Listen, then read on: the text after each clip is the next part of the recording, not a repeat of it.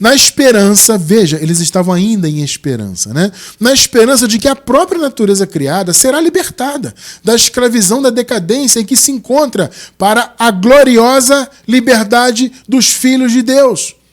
Essa liberdade foi dada na vinda do reino, ou seja, na vinda do reino, no ano 70, a graça eterna fora estabelecida para sempre, né? Não poderia ser diferente, é para sempre. Mas os picaretas dizem que não, a graça acabou.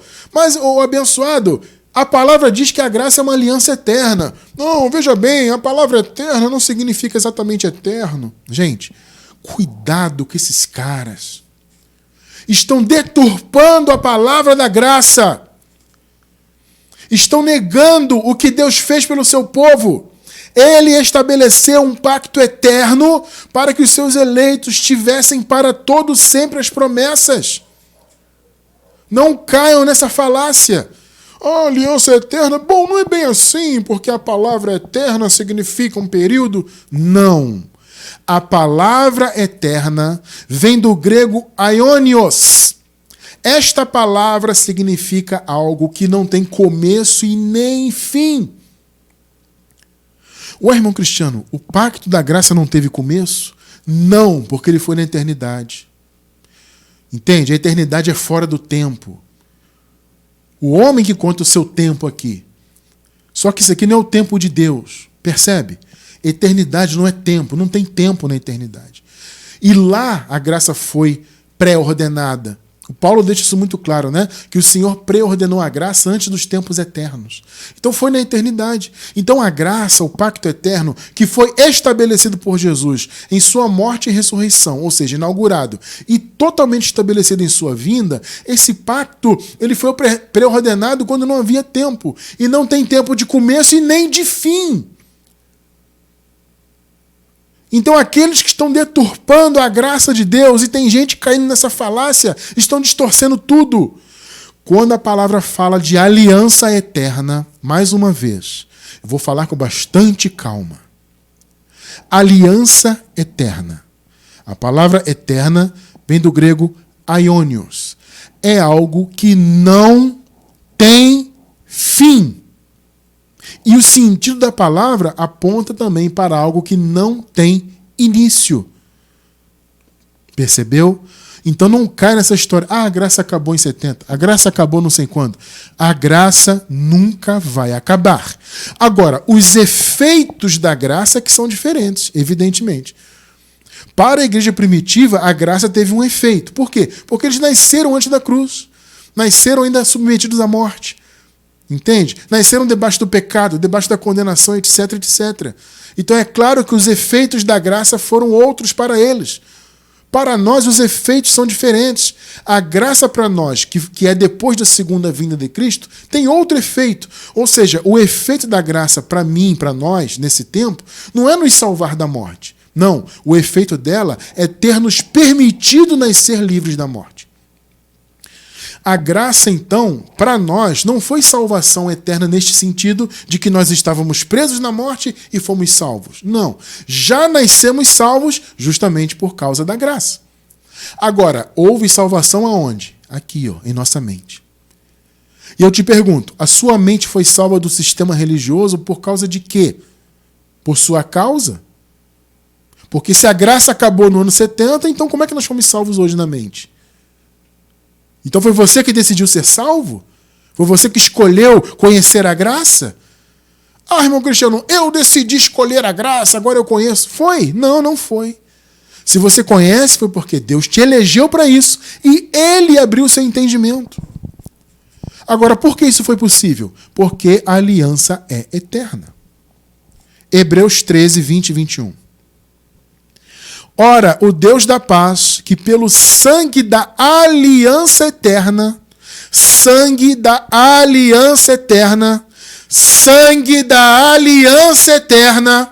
para ficar bem claro, eterna vem do grego aionios, algo que não tem fim e não tem começo, porque foi estabelecida na eternidade, tornou a trazer dos mortos a nosso Senhor Jesus Cristo, grande pastor das ovelhas, vos aperfeiçoe em toda boa obra. Perceberam, gente? A graça, ela foi estabelecida totalmente no ano 70. O caminho foi inaugurado na cruz. O véu se rasgou lá. Mas o véu só foi atravessado definitivamente no ano 70, quando a graça se tornou, portanto, a graça eterna, não mais um período transitório. Então a graça, gente, ela é um pacto para sempre. Ela é eterna enquanto pacto e, veja, ela é eterna também enquanto doutrina. Já estudamos isso aqui algumas vezes, vamos relembrar desse ponto. Efésios 2, do 5 ao 7. Deu-nos vida juntamente com Cristo, quando ainda estávamos mortos em transgressões. Veja, esta palavra especificamente aqui não é para nós hoje, tá? Ué, irmão Cristiano, por que não? Porque nós nunca estivemos mortos em transgressões. Isso aqui é uma palavra escrita para quem viveu a transição, gente. Para quem nasceu ainda antes da cruz debaixo do pecado. Tá? Por isso que eu falei agora há pouco, que os efeitos da graça para a igreja primitiva, obviamente, foram diferentes do que para nós, porque nós nunca estivemos debaixo do pecado. Deu-nos vida juntamente com Cristo, quando ainda estávamos mortos em transgressões. Eles lá, né? Pela graça vocês são salvos. 6. Deus nos ressuscitou com Cristo e com Ele nos fez assentar nos lugares celestiais em Cristo Jesus. Nós que nascemos já na graça eterna, já nascemos assentados em lugares celestiais. 7. Veja, para mostrar, o que é mostrar? É exibir, é fazer ser conhecido. Nas eras que hão de vir, observe a palavra eras no plural. Ou seja, todas as eras que viriam depois daquela última era. Eles ali na igreja primitiva estavam vivendo a última era antes da vinda do reino. Por isso que Jesus inclusive disse, né? Não passará esta era, esta geração, sem que todas estas coisas que eu profetizei sobre a minha segunda vinda aconteçam. Tá? Então aquela era a última era, os últimos tempos. Só que há uma palavra profética de Paulo para as eras que viriam depois. Ou seja, nós somos uma dessas eras. Então, para as eras futuras, a graça tinha que ser mostrada. O que Jesus fez na cruz por aqueles irmãos, ele morreu, ressuscitou e aniquilou o pecado e os libertou diretamente daquela condição, precisava ser mostrada nas eras futuras. E como que você conheceria a graça? Como a graça seria mostrada para você se não fosse pelo evangelho da graça? Pelos estudos dessa palavra.